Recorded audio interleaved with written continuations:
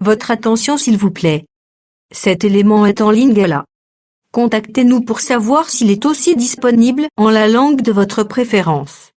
Veuillez aussi noter qu'il est en audio uniquement, dépourvu de ce fait d'image originaire. Christ Equality Foundation, organisme international d'évangélisation, et sa rubrique « Pasteur et thème » vous présente cette vidéo, en accord avec le prophète Médar Kiala, ministre de l'Évangile éternel. Suivez-le tous les jours sur christequality.com et sur évangileéternel.com. Là, vous y trouverez de manière ordonnée tous ces enseignements disponibles en texte, en audio, en vidéo et en direct à notre web radio et télé. Surtout, ne partez point sans souscrire à l'une de nos chaînes YouTube qui correspond à votre version linguistique. Souscrivez s'il vous plaît. Tous les enseignements du prophète Médar Kiala sont disponibles sur christequality.com/medarkiala.html. Bonne édification au nom de notre commun Seigneur et Dieu Jésus-Christ. Amen. Dans les Écritures saintes, bien sûr. Togotambola petit à petit par la grâce de Dieu. Lolenge zamba koyeba kosunga biso. Likamba monene na lobaki osimba eza oyo. Que la parole que tozote ya na alliance oyo ya grâce ezalaki deja ya kobombama na kati ya boyokani ya loi. Wana eza base ya banseignement nyonso. Yango moni napesaki bino Hébreux 10. Que la loi possède l'ombre des biens à venir. Donc, oyo nyonso ezali à venir dans les Écritures saintes, eza na ombre na yango na l'écriture nyonso ya loi de Moïse dans les prophètes. Yango napesaki ndakisa. Nazwaki neti tangu Paul azali kote. Nazwaki Acte chapitre 26e. Je lis au nom de Jésus-Christ. Acte 26, verset 22-23.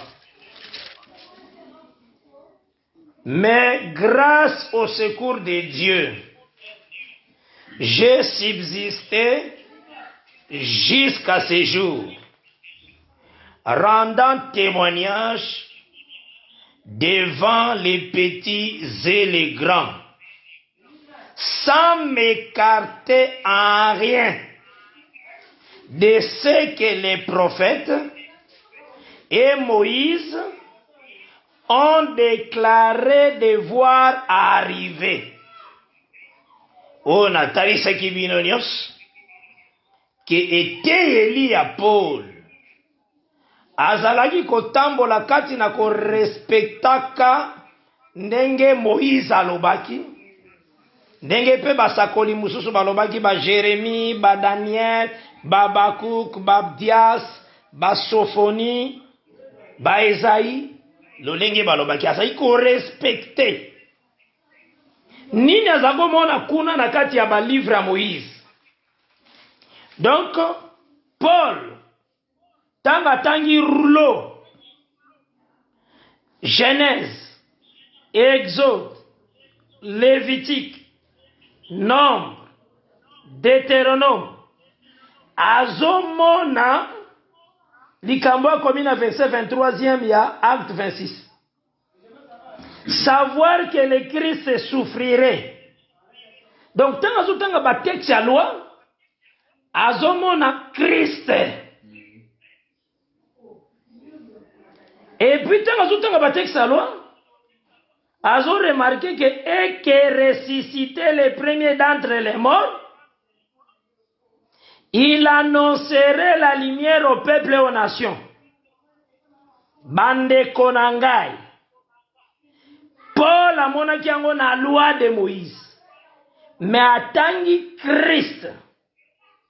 Yango eza esika ebele na ba loi ebele. Nde nazoki kaka ndakisa ya loi moko. D'abord awa oko remarquer que eteyaki Paul atalisaki que après résurrection motei nde Jésus-Christ ye moko le ressuscité. Amen. Eloko fu batu nyonso tosimba nde yango wana. Po toza na boyokani oyo Jérémie 9 elobaki, personne n'enseignera son concitoyen. Tous seront enseignés de Dieu. Yango tanga tali alobi nano motei vraiment. Eza oya se kwa ki pe azote ya babikolo nyonso. Pe yende atei pe ba juif. Maintenant nakendaki na lolenge moko pratique. Nazwaki eloko oyo neti Paul atangi. Ndenga zomona ke Christ souffrire. Nazwaki likambo purification ya la maison frappée par la lèpre. Nazalaki na Lévitique 14. Je lis au nom du Seigneur Jésus-Christ. Nazotanga yango. Nabandi à partir ya verset 48e. Tina verset 54e. Lévitique 14, verset 48. Tina verset 54. Si le sacrificateur qui est retourné dans la maison voit que la plaie ne s'est pas étendue, après que la maison a été récrépie, il déclarera la maison pure, car la plaie est guérie. Il prendra pour purifier la maison. Simba malamwao. Na verset 49, azoko tali sabiloko nini sacrificateur akozwa pona kopetola ndako. Des oiseaux, du bois de cèdre, du cramoisi et de l'hysope. Bande konangai. Nalobaki awa waketangu ba Paul, ba Pierre, ba apôtre de Jésus-Christ. Bazo tanga neti likomi oyo. Bazo mona Christ. Parce que la loi possède l'ombre des biens à venir. Tangu batali, bamoni que des oiseaux, ils ont purifié. Du bois de cèdre, du cramoisi et de l'hysope. Ndena bandaki kotali sayo des oiseaux. Oiseau eza eloko etambolaka na likolo. Donc ezaki elembo ya banzoto mibale oyo Yesu a manifesta tutola ministère na ye. Maria azwaka zemi ukouta na molimo santo. Donc naissance à Jésus c'est un miracle. Donc ezalaki hors du commun. Biso nyonso toyaka papa bali mama bafandi elongo zeme monani nde tobotami. Mais Yesu ayaki hors du commun. Il est différent na balolenge nyonso batu bayaki. Il est aillé par la puissance du Saint-Esprit. Le Saint-Esprit a fait le corps. Romains 8 elobi Christ ayaki na un corps semblable du péché. Donc biso zaki na corps du péché, nous avons un corps du péché, mais aye zalaki semblable. Neti kaka ya biso me fo keba. Amen. Po yango esumuka te. Amen. E bandeli na ya kobota matisuka. Asumuka te. Amen. Nzoto wana bota makinango. c'est un oiseau. Voilà. Dans Matthieu 17, azui Pierre, Jean, Jacques, amati na bango na ngomba, a manifesté corps mususu. Corps a manifesté wana. Oyo a manifesté wana.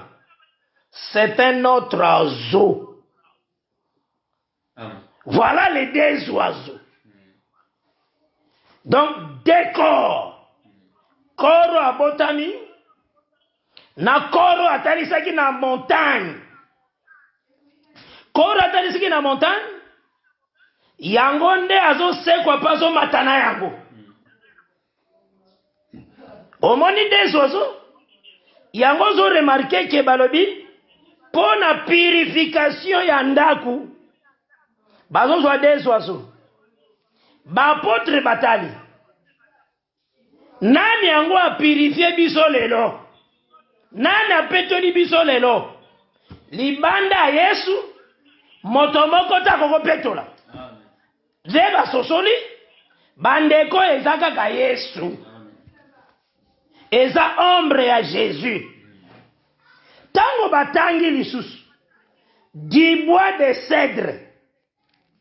Baye kotala na 2 Rois 4. C'est comme ça ils lisaient les rouleaux na leur vie. Donc na rouleau de bazako zo Matthieu nyos. Na 1 Roi 4. 1 Roi 4. Na tangi à partir du verset 29e. Je lis au nom de Jésus-Christ. Awa na komi pona taille sa cèdre.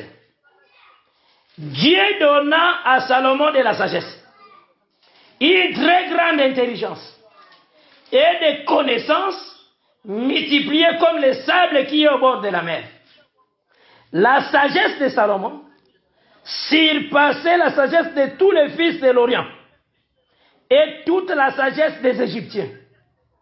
Il était plus sage qu'aucun homme, plus qu'étant les Srachites, plus qu'Eman, Calcol et Darda, le fils de Macol, et sa renommée était répandue parmi toutes les nations dans la tour. Or, Jésus parle au bas, il y a plus que Salomon ici. Hein? Nathan, maintenant, verset 32. Na 33. Yangone Nazanango Tina, Makas, pour l'ambassadeur. Il a prononcé 3000 sentences et composé 1005 cantiques. Il a parlé sur les arbres. L'anda va bien. Depuis les cèdres. Donc, parler à Salomon, la tête des arbres, c'est le cèdre. Donc, depuis les cèdres jusqu'à l'hysope. Donc, dernier arbre, hysope. Premier, cèdre. Maintenant qu'on remarque awa na Lévitique 14.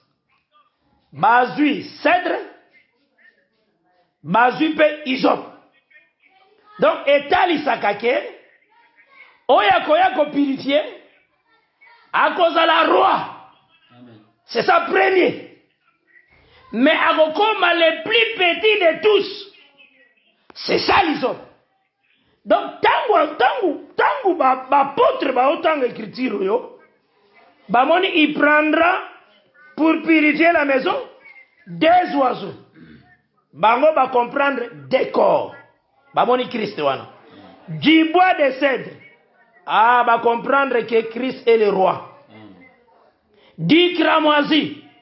Soko tali na Josué, on comprend que les 2 espions oyo Josué atindaki bakende konunga mboka Jéricho baebisaka Rahab la prostituée pona lobiko na bino na ndako tia cramoisi ata azalaki ndumba cramoisi elongolaki bondumba ata bandeko neo bakotaki na kati ya ndako bayoki sango na nzela na ye baye kaka mais lokola cramoisi ezalaki na fenêtre ezalaki grâce. Donc au moni verset 49 il y a Lévitique 14 moto musu akotanga alobi makambo ya kala eleka nango.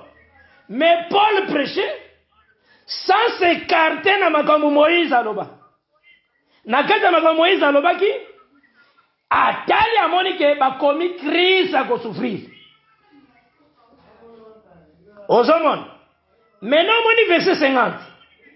Il y a Lévitique 14. Il égorgera l'un des oiseaux. Ah, tant batali va comprendre que c'est là qu'il est Christ à souffrir. C'est le corps là, c'est là qu'ils ont sacrifié la croix. Nous autres manquons kaka. Même au sous ce que vous allez sacrifier la croix. Que Dieu vous bénisse. Amen. Il égorgera l'un des oiseaux sur un vase de terre. Tant qu'on dit vase de terre, ezotali sakoya lokola moko na kati ya batribi. Ezaka ga Yesu. Ayaki lokola juif. Ayaki lokola babengi mwana Marie. Babengi mwana Joseph. Donc vase de terre. Mais na kata vase de terre wana l'eau vive ezalaki. Yango na Jean 4. Jour akotanaki na femme samaritaine. Asengi femme samaritaine mai. Ori ezalaki vase wana de terre. Donc un juif mais qui avait l'eau vive.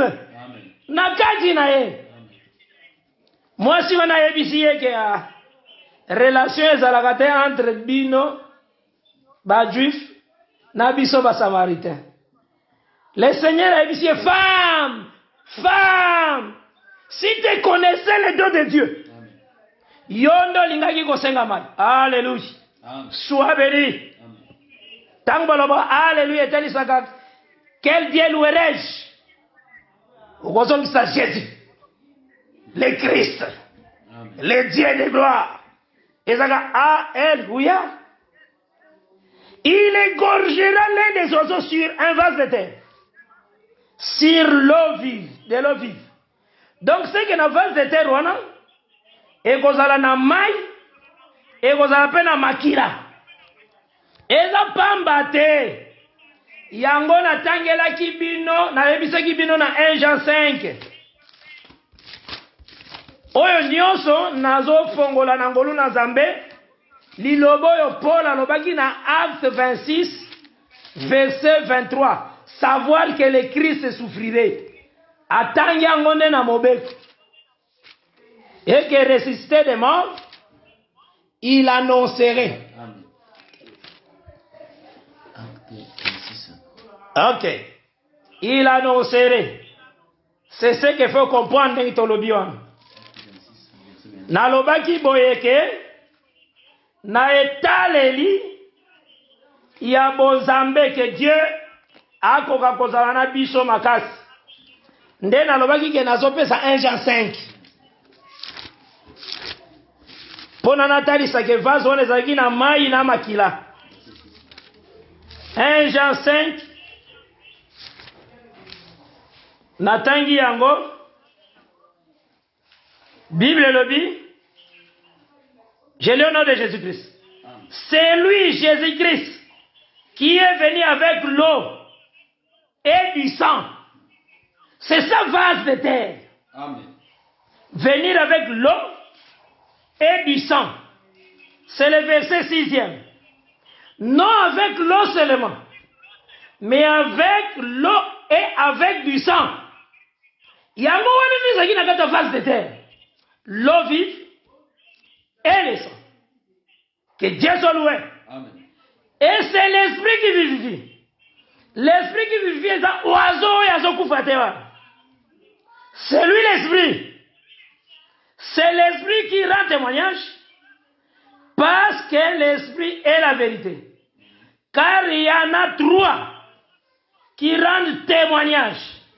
L'esprit, dans mon esprit, est un oiseau vivant. L'eau et le sang. Et les trois sont d'accord. Que Dieu soit loué. Donc, c'est que, il y a un Paul na Jean Batangaki. Moni vase dans l'eau et le sang. Ne Jean Taliango. Attendez dans Lévitique 14. Vase moko dans l'eau et le sang. Abi vaso est Christ. Est Christ. Dans le Jean 5. C'est Christ qui est venu avec l'eau et le sang. Alléluia. Que Dieu soit loué. Amen. Donc c'est que, à mon aussi, que Christ est mort quand à la chair. A kufande na nzoto ya liboso. Mais nzoto mibale yangonde ase kwa na yango. Amen. Pour loi de Dieu de là qui des oiseaux. Que Dieu vous bénisse. Amen. Yango na kendeki. Matalisa kiboye. Verset 51. Il égorgera, Nazana Lévitique 14, 4. Il égorgera l'un des oiseaux sur un vase de terre, sur l'eau vive. Ande konangai. Nani so koza na mai na bomo isogi Yesu Kristo te. Biso nyonso toza batu pamba. Tokimelaka pa kolo po tozwa ngolu. Nama wana Nzambe nde tozali vraiment. Po il faut mayo na makila oyo. Na molimo. O eza solo na oiseau vivant. Et sopa. Et asperger likolo andako ezala qui frappe na lèpre. Il prendra les bois de sève. Verset 51. L'hysope, les cramoisis et l'oiseau vivant. Il les trempera dans le sang de l'oiseau égorgé. On a décor. Hein? Et dans l'eau vive. Et il en fera 7 fois l'aspersion sur la maison. Oh mon Dieu! La maison là, c'est le peuple choisi de Dieu. Comme on a bat juif, bat Pierre, bat Jean, bat Jacques, après que faire des nations. Batunion so bazo bika na kati ya 7 aspersions. Eza l'église à Jérusalem. Eza l'église nyonso soya. Baza na kati ya aspersion ya 7 aspersions. Yango 1 Pierre 1 lobaki. Verset 1er. Parce que mon souci ndeko na ngai nyonso eba eteli ya Bible. Alors tangu pa kote aneti ba trompette ate alolenge Bible balobaki ba potre ba kote. Nazui 1 Pierre 1 verset 1er. J'ai l'honneur de Jésus-Christ. Pierre apôtre de Jésus-Christ. 1 Pierre 1 verset 1er na verset 2e. À ceux qui sont étrangers et dispersés dans les ponts, la Galatie, la Cappadoce, l'Asie et la Bithynie, et qui sont élus selon la préscience de Dieu le Père. Le Père, là, c'est lui-même aussi le Fils. Par la sanctification de l'Esprit, afin qu'ils deviennent obéissants et qu'ils participent à l'aspersion du sang de Jésus-Christ. Que la grâce et la paix vous soient multipliées. Ndeko na ngai, loi elobela oui aspersion te. Simbanga malam. Loi elobela 7 aspersions. Paul Azoloba, quand il prêche le royaume, sans m'écarter de ce que Moïse a dit. Amen. Donc, même si on a une grâce, et ça a 7 aspersions. Question à Kotunayo. Église à Jérusalem. Et ça a une 4e aspersion. Église à Éphèse. Et ça a une 4e aspersion. C'est ça la question à Kotunayo. Mais il faut y avoir ce qui a été, c'est ce qui sera. Comme là-bas, pour la purification d'âme, il y a eu 7 aspersions. Pona ndako ebengami aussi Ecclesia. Na bombimba na yango. Ezaka na 7 aspersions du sang. Et 7 aspersions à l'eau. Que Dieu vous bénisse. Parce que yango de Christ aye nango ne totangi na 1 Jean 5. Comme étant le vase de terre. Oya kondimaza la brise. Oh grand roche. Yango nazo continuer awa. Verset 51. Il prendra les bois de cèdre, l'hysope, les cramoisis et l'oiseau vivant. Il les trempera dans le sang de l'oiseau égorgé. Là, c'est verset 51. De l'oiseau égorgé. Et dans l'eau vive. Et il en fera 7 fois l'aspersion de Christ. Aspersion, on est allé sur la parole prêchée. Comme on a gâté 100. 100 ezalaka cri na kati nango. 100 ezalaka na voix. Yango tozomona cette aspersion mosusu. Ezako salema likola propitiatoire. Donc place cette aspersion ezako salema likola propitiatoire. Ce qui totangi Nombre chapitre 7 verset 89. Nombre 7 verset 89. Je lis au nom de Jésus-Christ. Nombre 7 verset 89. Pour Aaron souverain sacrificateur, Azako kota na lieu très saint une seule fois. Dans l'an, Azaïko asperger 7 fois le sang. Maintenant, place où le sang est allé de la propitiatoire. Bible et lobby, dans verset 89, il y a Nombre 7. Je lis au nom de Jésus-Christ. Lorsque Moïse entrait dans la tente d'assignation pour parler avec l'Éternel, il entendait la voix qui lui parlait du haut du propitiatoire. Oh Jésus. Sur l'arche du témoignage, entre les 2 chérubins. Et il parlait avec l'Éternel. Il faut y évacuer.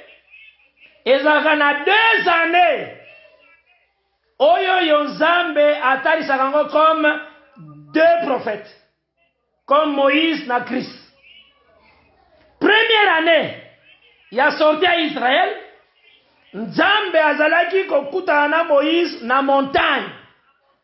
Appelée Sinaï. Wana tabernacle selemaki na mte. Mais tabernacle ezalaki posé.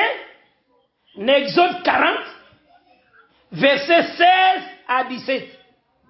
Na 2e année. Tant le tabernacle est comme posé na 2e année, le Seigneur a dit sur la montagne terre. Non, mon frère. Azako qui t'amène sur le propitiatoire. Propitiatoire. Na 2e année, la montagne était le propitiatoire. La première année, la montagne était la montagne de Sinaï. Donc la première année, il parlait sur la montagne physique. La 2e année, il parlait sur la montagne appelée propitiatoire. C'est là-bas où Moïse partait. Avec la voix de l'Éternel. Donc la voix sortait dans l'aspersion, il y a 700. Donc il y avait l'aspersion à 7. L'Icola propitiatoire. Maintenant, dans ma tangani, on a 7. Moïse entendait la voix. Il attendait la voix qui sortait. Donc le sang parle. Le sang parle. Makila et lobaka. Et ça te fandi boye. Zambe nazobele la makila. Et ton daranda. Et ton daralopan. Natie tapi à sang. Luka verset oyo pe bamusu basambela ki bongo na Bible. Makambo zambe zalaka avant osala tanga ngo na Bible. Amen. Luka verset oyo baebisi yo ke sopaka makila Yesu na balabala. Bamusu basopaka makila Yesu na biloko kolia. Sopaka makila Yesu na fufoli ngolia. Sopaka makila Yesu na bilambala. Mais tanga de Bible Sambela nengi bapôtre basambela. Donc les saints possédaient en lui la voix. C'est ça nombre 789. Yango moni pona ndako ezala purifié. Ezalika na besoin à 7 aspersions. Yango nazoyebisa yo boy. Les 7 églises d'Asie eza symbolique. Eza symbolique. Même Jérusalem atangami na kati ya église Éphèse. Comment Éphèse boyete? Éphèse mboka ya Asie. Mais même Jérusalem mutate yaki kuna alobaki na acte 5 na acte 15. Parmi vous, c'est moi ngai nde naza mutu ya yambo oyo zamba pona. Tanga alobaki parmi vous wana na Paul azalaki wana abi parmi vous wana ezaka acte 15 verset 7. Nzambe a choisir ngai le premier par ma bouche na te ya bapaya. Donc euti na Jérusalem toujours. Yango mo ina posaki yo. Pierre a confirmé que basantu oyo bazalaki ba juif ba utaki na église ya Jérusalem ba panzanaki na lera ba tribulation. Soko tangi acte 8 okomona yango na lera ba tribulation. Étienne akedai ko se trouver na tel côté, Philippe plutôt na acte 8. Donc ba disciple musu ba panzanaki na persécution. Il y a eu que les apôtres nde batikalaki na Jérusalem.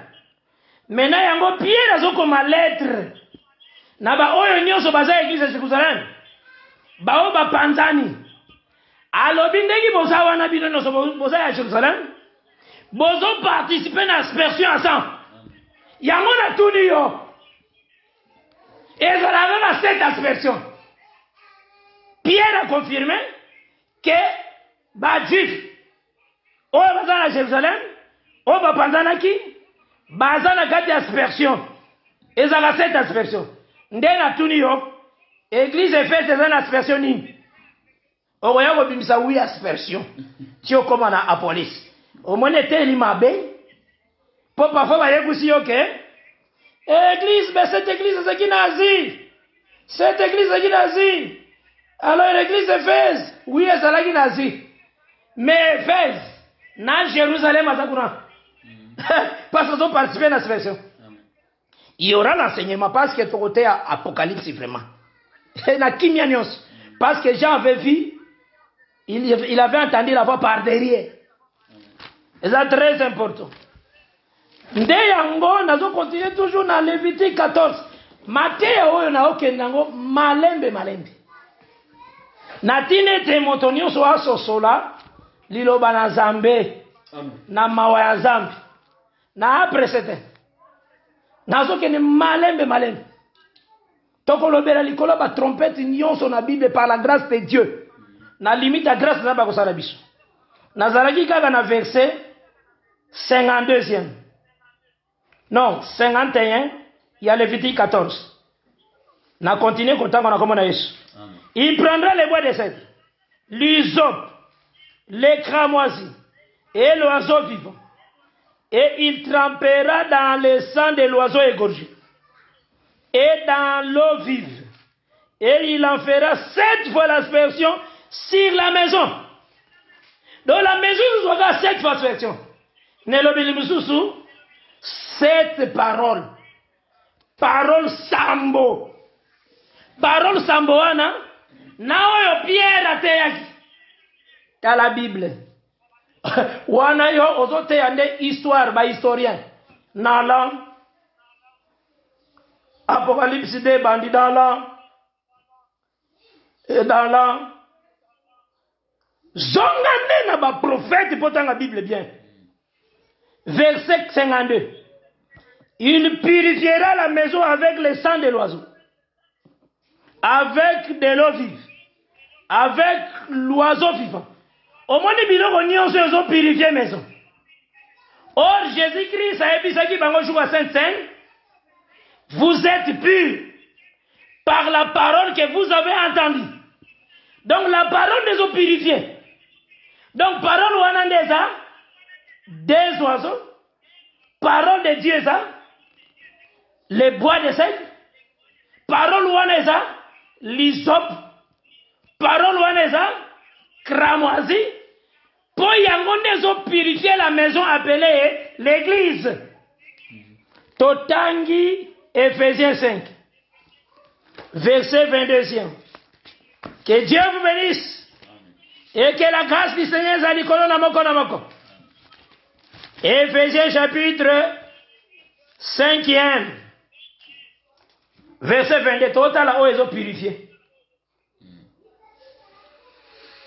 Femmes, soyez soumises à vos maris. Verset 22e. Comme au Seigneur. Car le mari est le chef de la femme, comme Christ est le chef de l'église. Voilà, on a verset 23, il y a Ephésiens 5. Qui est son corps et dont il est le sauveur. Or, de même que l'église est soumise à Christ, les femmes aussi doivent l'être à leur mari en toutes choses. Marie, aimez vos femmes, comme Christ a aimé l'église, et s'est livré lui-même pour elle. C'est sa première oiseau. Afin de la sanctifier par la parole. Deuxième oiseau. Après l'avoir purifiée par le baptême d'eau, afin de faire paraître devant lui cette église glorieuse, sans tache, ni ride, ni rien de semblable, mais sainte et irrépréhensible. N'a pas de purification. Christ et Jésus. Amen. Que Dieu vous bénisse. Amen. N'a toujours Lévitique 14, on continue. Alors on a verset 53. Place Paul à monarchie, ressuscité d'entre les morts. C'est lui-même qui sera toujours l'enseignant. Nabachanyoso. Atangiangoawa. Dans verset 53 et Lévitique 14. J'ai lu au nom de Jésus-Christ. Il lâchera l'oiseau vivant. L'oiseau, il a participé à purifier. Il lâchera l'oiseau vivant hors de la ville. Il y a Jésus-Christ à l'Obaki. La parole est côté à Jérusalem et qui est dans Judée, dans Samarie, jusqu'aux extrémités de la terre. C'est ça. Il lâchera l'oiseau vivant hors de la ville. Dans les champs. Au moni champ. Bachan aux otalisa. Bafandi nyonso ya mabele. Lolenge zamba kotambola na parole. Ce sont les promis de l'Éternel. Mais nani akolekawana. Likolona bango. C'est un oiseau vivant. Oya outi déjà quelque part. Qu'on purifie la maison. Yemokonda kotambola partout. Poisson par l'eau et le sang. Pas le sang seulement. Simba 1 Jean 5. Comme on a verset 6e, tina 8e. L'eau et le sang. N'a l'esprit qui est la vie de cet oiseau. Sois béni Jésus-Christ. Amen. Il lâchera l'oiseau vivant. Hors de la vie. Dans les champs. Les champs, il y a batu. L'olenge zambe a goya. Pour nous visiter bango par sa parole. N'est-ce pas le Seigneur à l'Obaki? Dans Matthieu 9. Faisant la verset 33e. Matthieu 9. Jésus a zotali saboye. Alobeli la moisson est grande. Dans verset 37. Notez verset 37. Il y a Matthieu 9. Alors il dit à ses disciples, La moisson est grande, mais il y a peu d'ouvriers. Aux hommes, moisson. Priez donc les maîtres de la moisson d'envoyer des ouvriers dans sa moisson. Accueillis à l'Obiboye. Dans Jean chapitre 5e. 4e plutôt. Alobi. Excusez. Verset 34. Nazu même à partir à verset 36. Celui qui moissonne reçoit un salaire et amasse des fruits pour la vie éternelle. Afin que celui qui sème et celui qui moissonne se réjouissent ensemble. Car en ceci, ce qu'on dit est vrai. Autre est celui qui sème et autre est celui qui moissonne. Je vous ai envoyé moissonner ceux que vous n'avez pas travaillé. D'autres ont travaillé et vous êtes entrés dans leur travail. Ah, d'autres ont travaillé, ce sont des prophètes. Vous êtes entrés dans leur travail, apôtre, travail, prophète. C'est ce que Zolo. Somos dans 1 Corinthiens chapitre 3e. L'écriture est sur Bisabiso, verset 16. Ne savez-vous pas que vous êtes le temple de Dieu et que l'Esprit de Dieu habite à vous?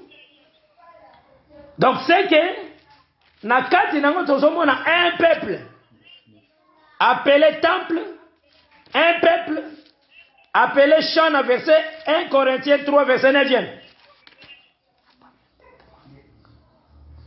Car nous sommes ouvriers de Dieu.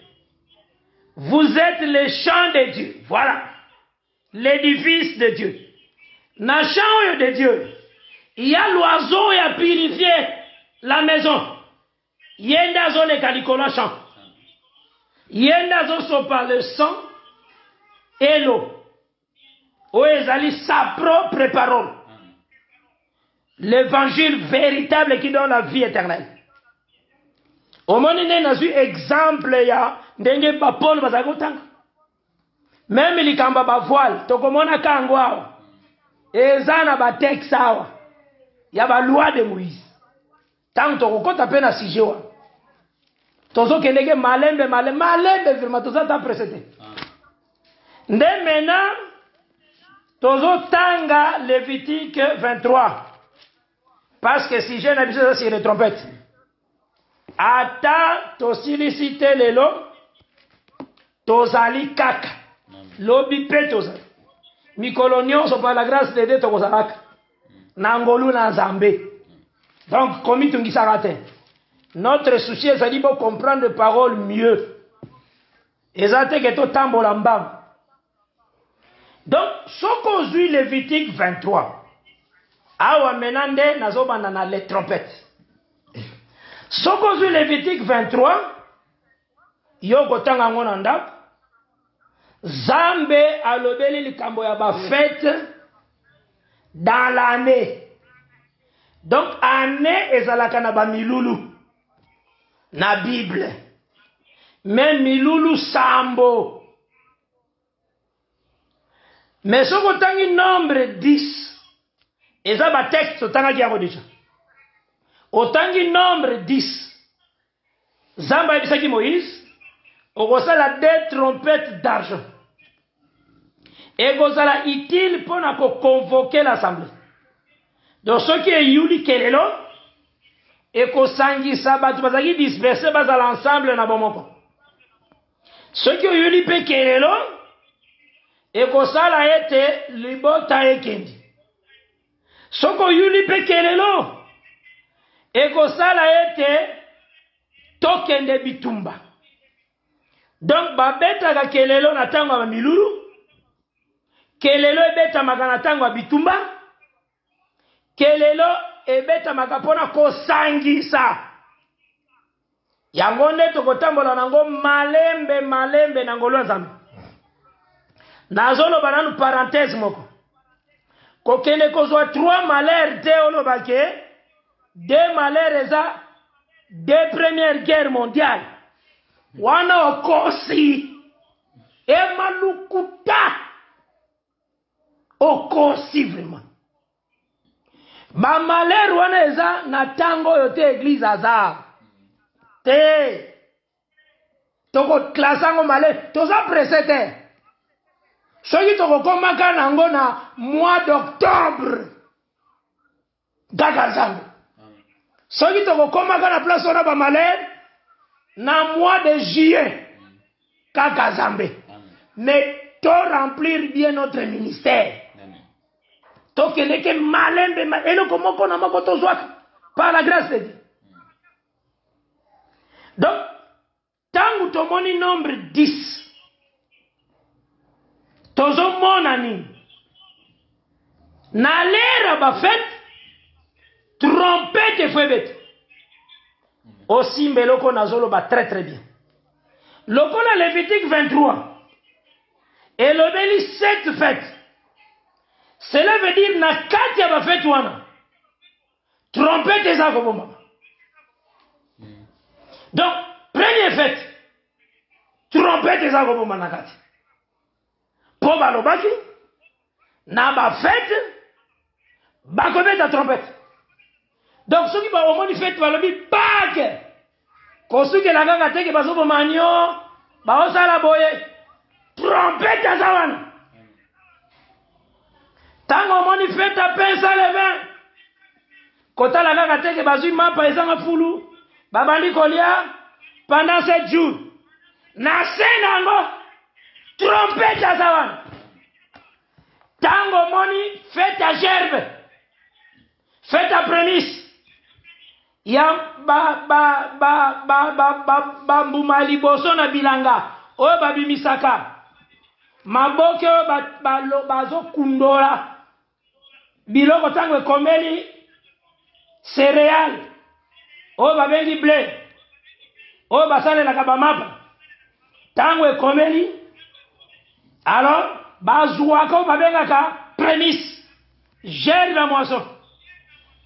Tango bazozwa yango trompette eza na se nango wana mpo na nini nombre 10 alobaki na fête trompette ekobeta. Ozwi aussi après fête ya gerbe ozwi komona fête ya moisson. Fête ya moisson ezalaka na 7 semaines. Non na kati ya 7 semaines wana fête ya moisson trompette aza na kati.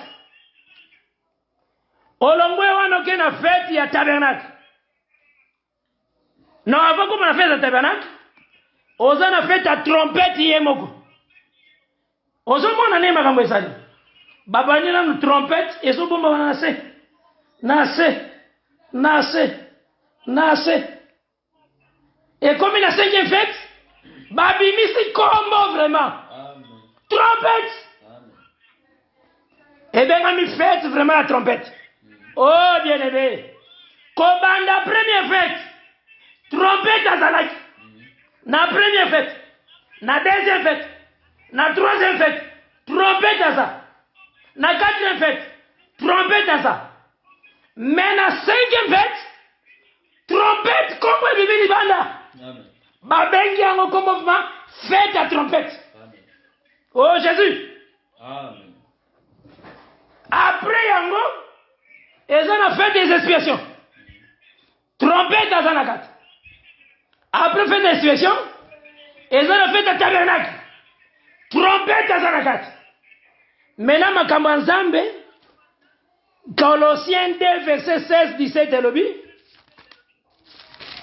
Colossiens 2 verset 16 et 17 yo kozwa kaka mbala moko Apocalypse 8 le 7 anges basimbi 7 trompettes 7 anges basimbi bakelelo sambo kelelo ya liboso ebeti kelelo ya mibale ebeti kelelo ya misato ebeti kelelo ya mine kelelo ya 5e kelelo ya 6e kelelo ya 7e eza na Apocalypse 10 makambo Nzambe te ya makabongo te zonga na lwa Moïse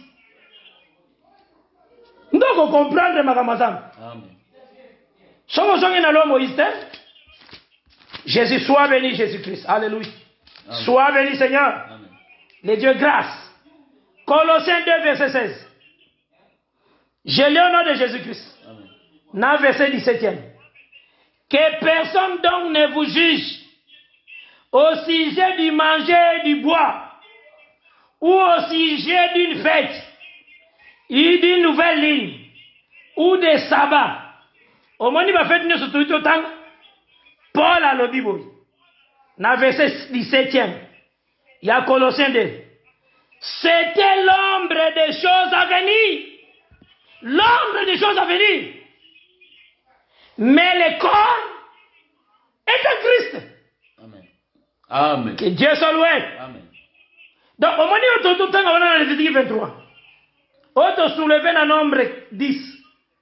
Paul a dit, c'est l'ombre des choses à venir. Amen. Et Lilingi, il y a Biloga Koyaka.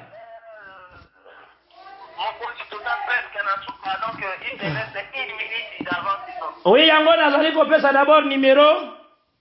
Il y a émission à Bisso 081 168 11 59 081 168 11 59. Tozalaki une émission le temps de l'éclaircissement. Ngai wabino nde nauti kote ya frère Kiala Kimbe Memela. Tokutani la fois prochaine toujours na chaîne Nabiso. Et puis na 20h30 à 21h30 tozali na Radio Liberté. 20h30 21h30 na Radio Liberté. Leloyo na ngolo nzambe. Kimia nkolo ezala na moko na moko. Bozala na kimia nzamba batela bino. Merci d'avoir suivi ce message et que Jésus-Christ vous bénisse. Si vous avez une question à l'intention de l'homme de Dieu, si vous voulez que l'homme de Dieu prie pour vous, si vous voulez vous confier à l'homme de Dieu, ou si vous voulez tout simplement bénir l'homme de Dieu, contactez-le directement si ses coordonnées sont disponibles depuis sa page. Sinon, contactez-nous et nous lui transmettrons vos préoccupations.